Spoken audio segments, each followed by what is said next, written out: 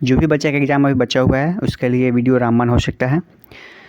तो इस वीडियो को आप अच्छे से सुनिए, कान में लीड लगा लीजिए और मेरे बात को अच्छे से ध्यान दीजिए। पहला नंबर क्वेश्चन देख लेते हैं। खाली जगह दिया हुआ है और बोल रहा है को विटिकल्चर के रूप में जाना जाता है। खाली जगह देके और बोल दिया है को विटिकल्चर के रूप में जाना जाता है। और आंसर नंबर दिया हुआ है ए सब्जियां, फूल और फल उगाने का, बी में है मछली प्रजनन का, सी में है रेशम का कीट पालन करने और डी में है अंगूर की खेती। तो इसका आंसर नंबर डी हो जाएगा, अंगूर की खेती। अगला क्वेश्चन देख लेते हैं। 2 नंबर क्वेश्चन है सेरीकल्चर से संबंधित है। सेरीकल्चर से संबंधित है। आंसर दिया हुआ है ए में मधुमक्खी पालन, बी में है फल संवर्धन, जूट उत्पादन और डी में दिया हुआ है रेशम कीट पालन। तो इसका आंसर नंबर डी हो जाएगा, रेशम कीट पालन। नेक्स्ट क्वेश्चन की ओर चलते हैं। 3 नंबर क्वेश्चन दिया हुआ है विटिकल्चर को संदर्भित करता है।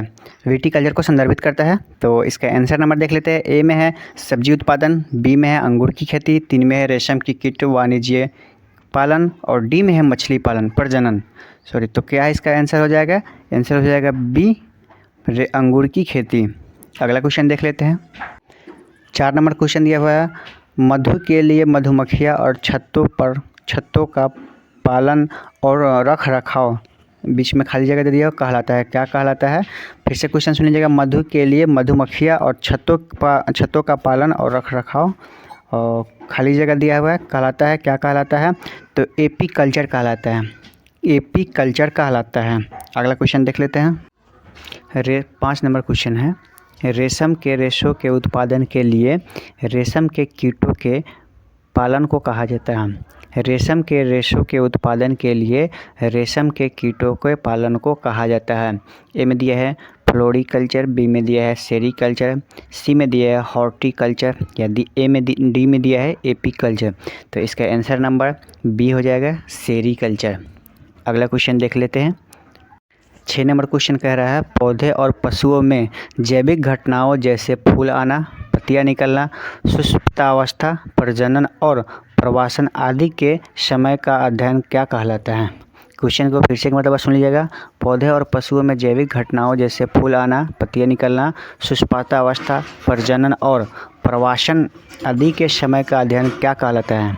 ए में दिया है लाइकेनोलॉजी, बी में है फिनोलॉजी, सी में है सिंथोरोलॉजी और डी में है पोमोलॉजी। तो इसका आंसर हो जाएगा बी, फिनोलॉजी। आंसर क्या होगा? फिनोलॉजी। अगला क्वेश्चन देख लेते हैं। 7 नंबर क्वेश्चन है एक विज्ञान है जिसमें शरीर की संरचना का अध्ययन किया जाता है। एक विज्ञान है जिसमें शरीर की संरचना का अध्ययन किया जाता है, उसे क्या कहते हैं? ए में दिया है पेलियोबॉटनी, बी में दिया है एनाटॉमी और सी में दिया है साइटोलॉजी, डी में दिया है पेलिनोलॉजी। तो इसका आंसर नंबर बी हो जाएगा, एनाटॉमी। एनाटॉमी। आपको जो भी आंसर पता है उसको कमेंट में कर दीजिएगा। अगला क्वेश्चन की ओर चलते हैं। जो भी क्वेश्चन करा रहा हूँ उसको लाइटली ना ले, अच्छे लेवल का क्वेश्चन है, एग्ज़ाम में पूछा हुआ है। 30 के 30 क्वेश्चन जो है ना एग्ज़ाम में आपके पूछे हुए क्वेश्चन है, इसलिए इस क्वेश्चन को अच्छे से सुनिए और याद रखने की कोशिश कीजिए। 8 नंबर क्वेश्चन कह रहा है पौधे के विभिन्न पहलुओं के वैज्ञानिक अध्ययन को कहा जाता है। क्वेश्चन को फिर से सुनिएगा। पौधे के विभिन्न पहलुओं के वैज्ञानिक अध्ययन को कहा जाता है। क्या कहा जाता है? ए में दिया हुआ ब्रायोफाइटा विज्ञान, बी में दिया हुआ जंतु विज्ञान, सी में दिया हुआ वनस्पति विज्ञान और डी में दिया हुआ है जैव प्रौद्योगिकी। तो इसका आंसर हो जाएगा सी, वनस्पति विज्ञान। अगला क्वेश्चन देखते हैं।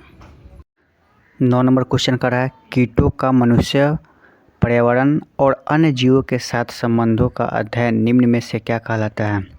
क्वेश्चन को फिर से सुनिएगा। कीटों का मनुष्य, पर्यावरण और अन्य जीवों के साथ संबंधों का अध्ययन निम्न में से क्या कहलाता है? ए में दिया हुआ है मायोकोलॉजी, बी में दिया हुआ है एंटोमोलॉजी, सी में दिया हुआ है इथोलॉजी और डी में दिया हुआ आर्नियोथोलॉजी। तो इसका आंसर नंबर बी हो जाएगा, एंटोमोलॉजी। ठीक है, तो याद रखिएगा इसको। अगला क्वेश्चन देख लेते हैं। 10 नंबर क्वेश्चन कह रहा है आर्निथोलॉजी किससे संबंधित है?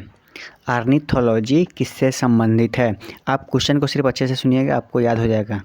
ए नंबर कह रहा है मछली के अध्ययन से, बी कह रहा है सरीसृपों और उभयचरियों के अध्ययन से, और सी कह रहा है कीटों के अध्ययन से, डी कह रहा है पक्षियों के अध्ययन से।